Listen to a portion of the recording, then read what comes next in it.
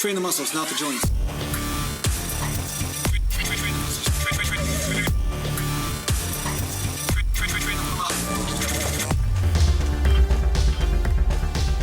Welcome back to Natural Gallant Bodybuilding, and today I'm going to talk to you a little bit about the most important body parts to train. Now, that doesn't mean there aren't a lot of important body parts to train.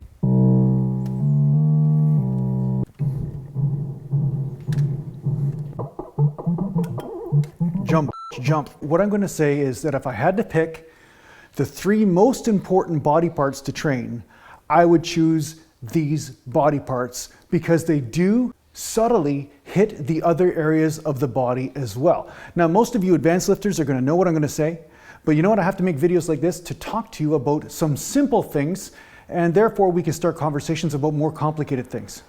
Make sense? Mountain. So I just finished training in the garage today, and that workout vlog is going to be on Rumble, so I'll put the link in the description of this video if you want to check that out. It's going to be complete with voiceover and exclamations and comedy clips and, you know, the stuff that you're used to by watching this stupidity on my channel on YouTube. So yeah, you won't be missing out on anything if you tune into the video on Rumble. I might even say some stuff that's controversial on there, who knows? That's the nice part about being able to say things that I want to say on a place that doesn't censor you. So anyway, yeah.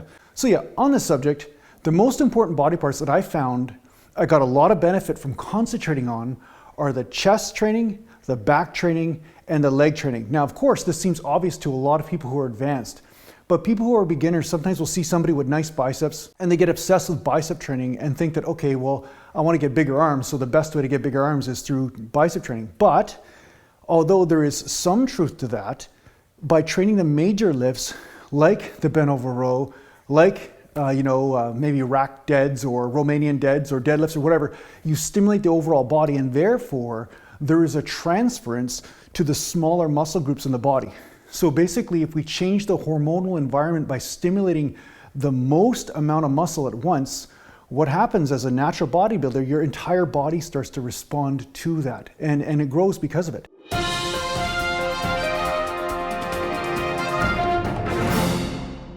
This just in, after years and years of Canadians hurling expletives at each other, mostly at hockey games and bars, one man has finally figured out how to fuck himself. Bravo, Trudeau, bravo. And what makes this accomplishment even more impressive is that this man has no genitalia to speak of.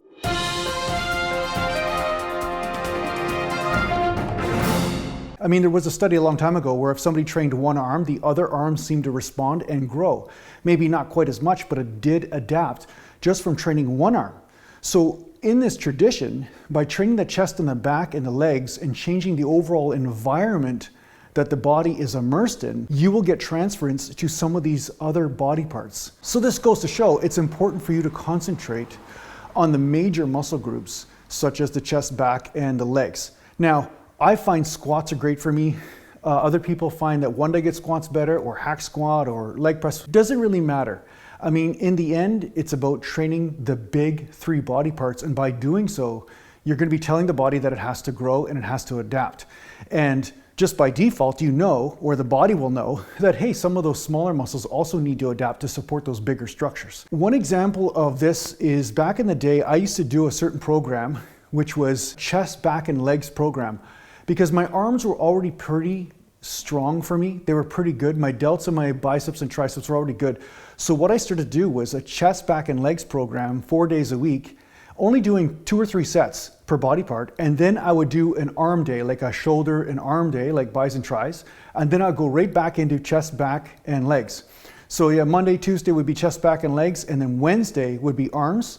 And then I go chest, back, legs, and chest, back, legs on Thursday and Friday, and then arms on Saturday. And I would repeat that thing. I'd take 1 day off a week, maybe 2 days, but most of the time it was 1 day.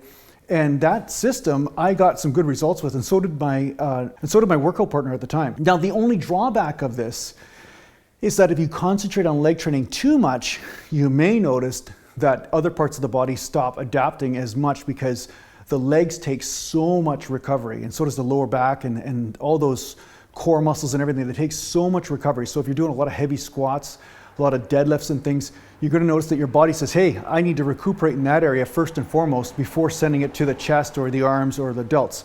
So once you start off with the blueprint of knowing that the chest, back, and leg training is the most important, Then you can start to cater the volume or the frequency based on what type of results you are getting.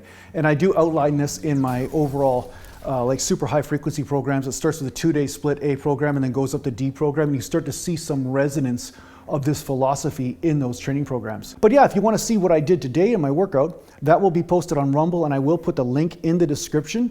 And yeah, make sure you check that out. So now you're getting double the content. One show on YouTube like this, and then a show right on Rumble. You're so lucky. See, if I put 2 videos up on the same day on YouTube, then it doesn't send them out. So I have to kind of find 2 different platforms. You understand? Mountain. So yeah, I hope this helps you out in your training. Thanks a lot for watching. If you need to get a hold of me, just go to naturalgallantbodybuilding.com, and thanks to the Patreon supporters, and take care for now. I'm hoping I get a better score on Donkey Kong now. I have not been able to get past 69,900 points on Donkey Kong. What is your highest score on Donkey Kong? I don't know what you guys have gotten on Donkey Kong, but my highest score, 69,900 points. I'd say that's pretty impressive. It's way past the pie level. It's pretty good. Attaboy. That woman would be so happy if that was me. She'd be so happy.